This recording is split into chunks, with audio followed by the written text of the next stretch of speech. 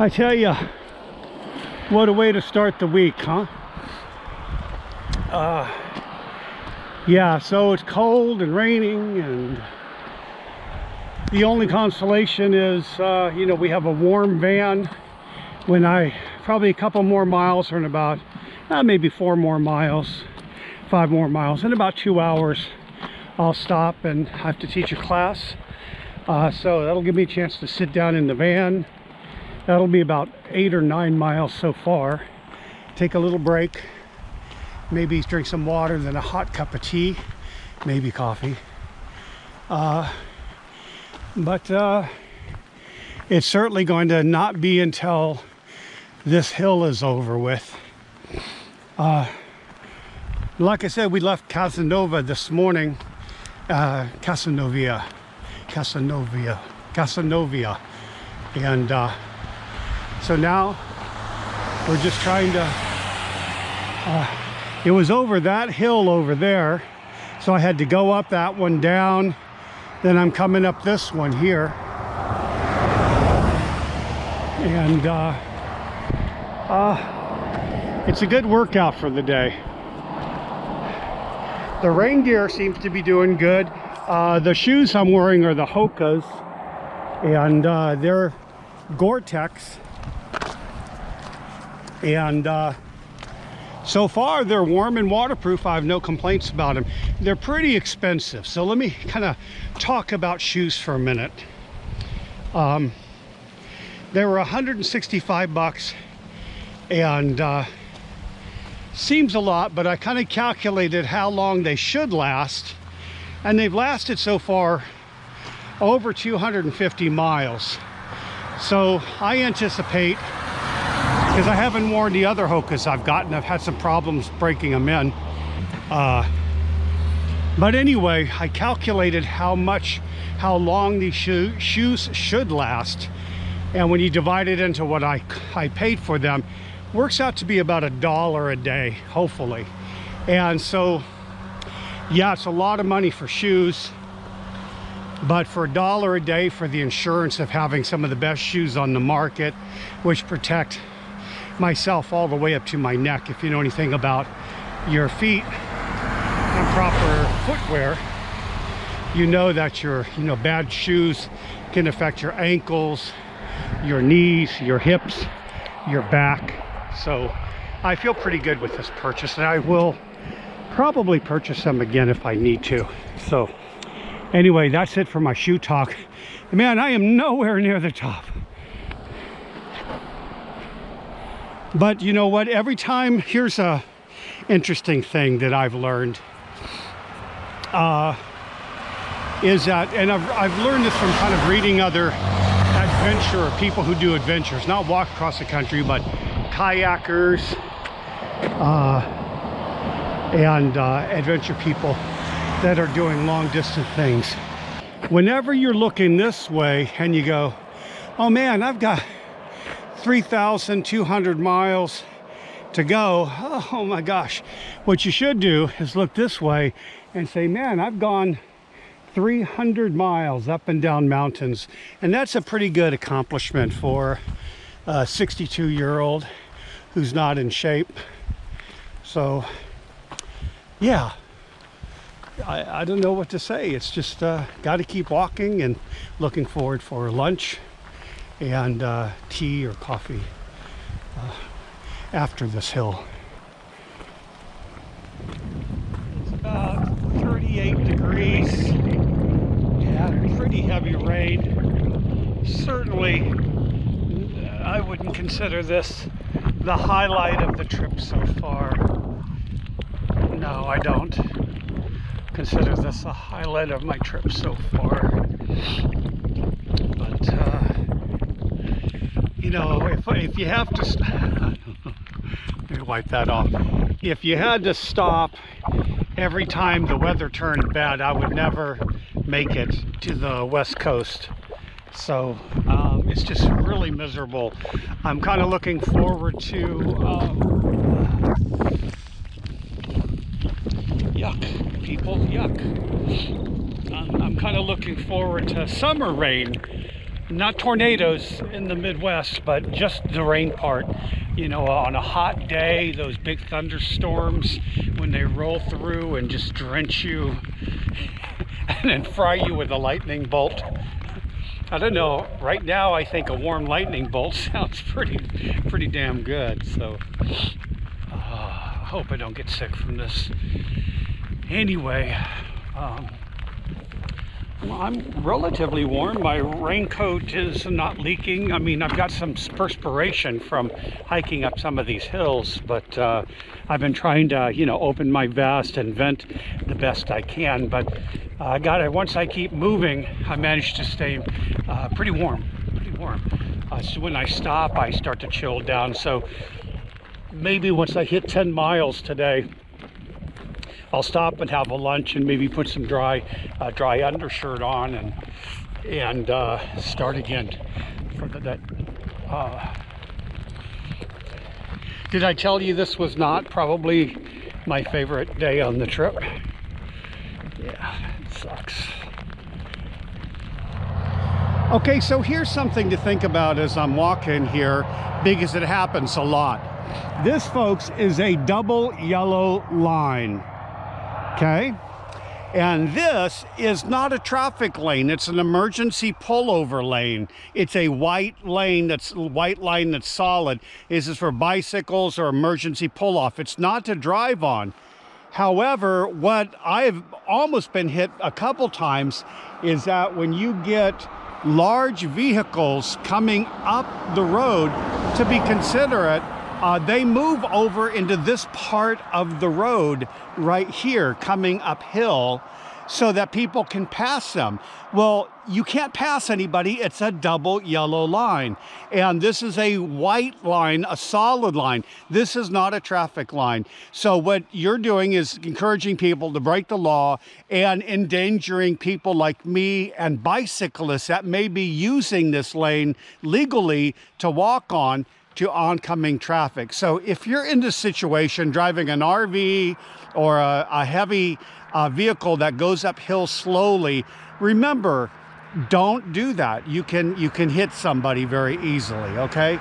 It's just a bone of contention. And you notice I wasn't looking. I don't know who's behind me, so I just risked my life for you, for your knowledge. So anyway, drive safely and be safe out there right now, okay, guys? I know I say that a lot, don't I? I mean it.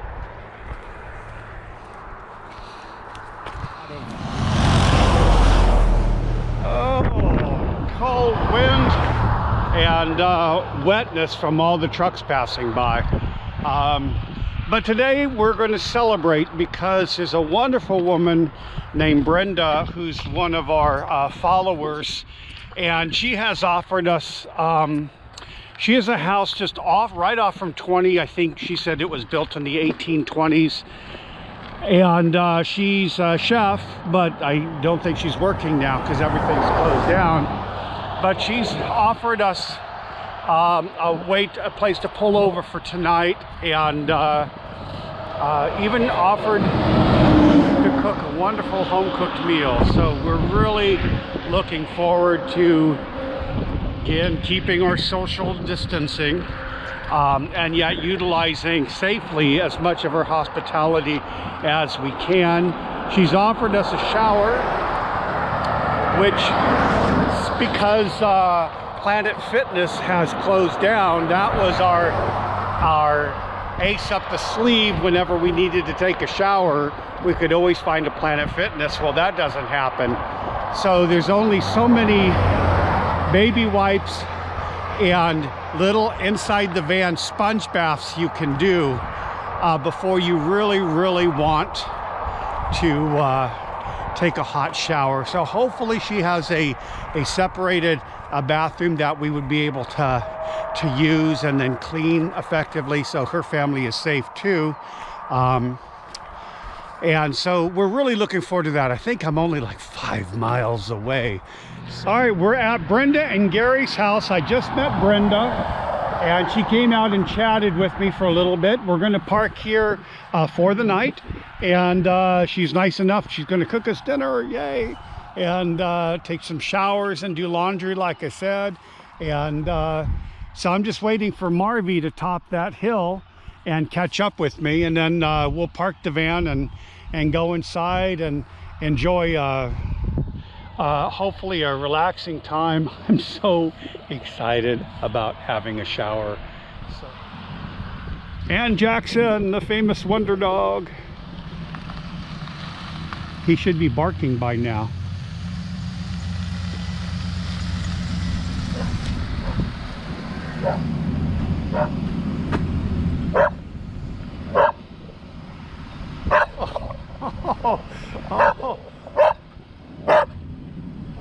Two wild and crazy animals. All right, Gary's over here kind of helping me out with brakes. He's kind enough. Brenda and Gary are hosting us in their yard during the walk across country, and Gary's gonna check my brakes. And hopefully we don't need them, but we're gonna see.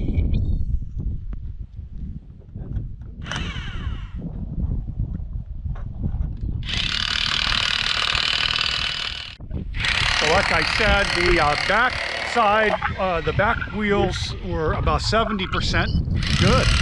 Now we're working on the front. You can kind of see the width. Yeah. Then look on the inside, you should see the same thing. Even in here. Right. You're probably about 60%. All right. Well, good. So we should put a little oil on there to keep them from squeaking. Yeah.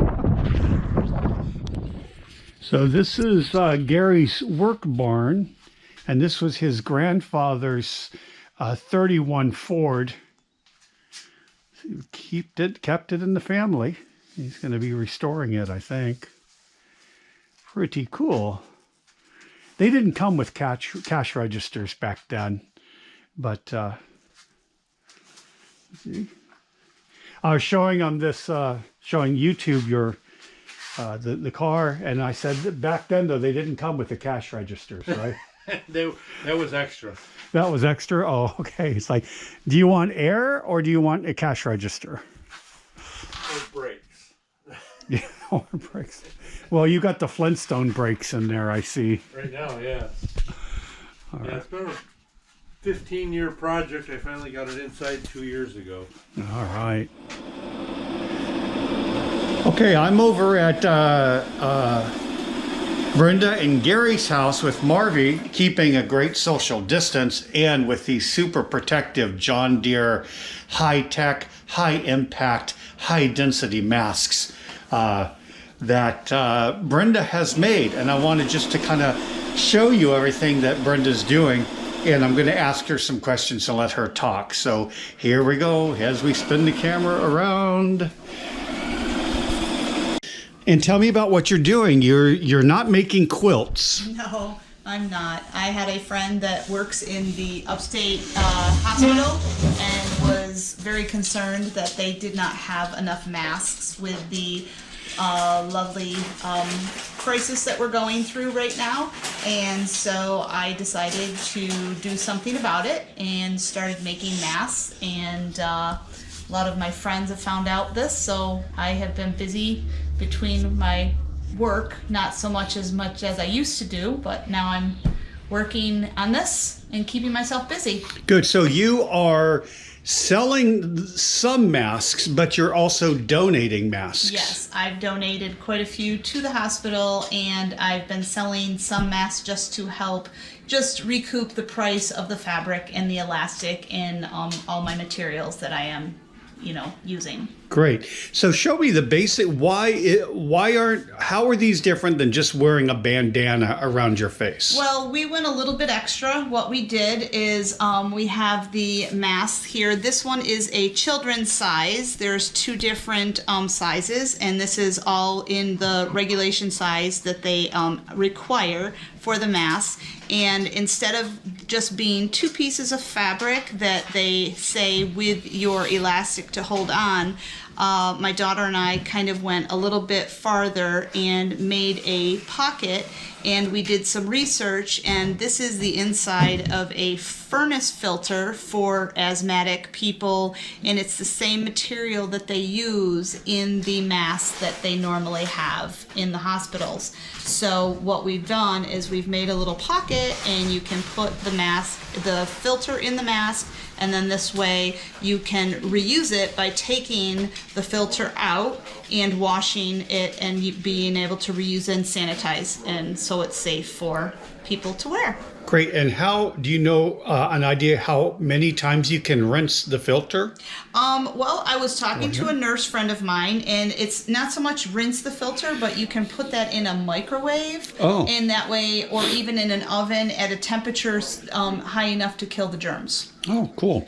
But you still can wash the mask too. You can, yes. So it's all completely washable. So that's why I made it so because I wouldn't wash the filter because it is a paper product and I think it would break down. So that's why you can wash this in hot water in a washing machine, and then they, like I said, you can put this in like an oven or a hot microwave to sanitize and sterilize it. Great. Well, and I just want to say I can't stand next to her because that's kind of awkward. But Brenda and Gary have been great. As you saw earlier on the video, Gary helped me do my brakes, checked them out to make sure they were safe. They opened up a parking spot in their house, let us and ran power out for Marvy and I. Like I said, we're only going to stay a couple days. We really have to kind of keep going. So I really appreciate their hospitality on the walk across America. But she's doing some amazing stuff to help her community. And so I just want to thank you for your time. Thank you. It was great. Thank you very much. It's time to hit the road again. Marvy and I have been here at Brenda and Gary's house for 3 wonderful days. They're the ones with the 200-year-old house, and they're working on the siding and everything. And it's been really a lot of fun here. Staying here, they've rigged up power for us, gave us showers, laundry. It's been fantastic. But it's time for me to say goodbye and hit the road. So Skinny Tallies is only Skinny Tallies is I got to learn how to pronounce that word, is only about 8 or 10 miles away, and we're about to enter the Finger Lake region and then onward across. So come along, let's get going.